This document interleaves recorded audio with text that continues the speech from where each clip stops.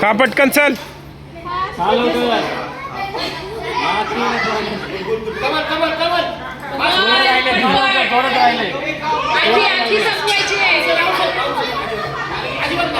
सगळी जिल्ह्याची फिनिश करा.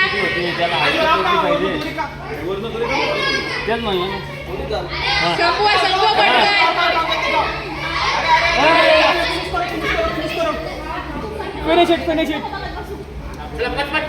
चला 2 नंबर भेटले. तिसरं कोण आहे? पटपट इकडून जा.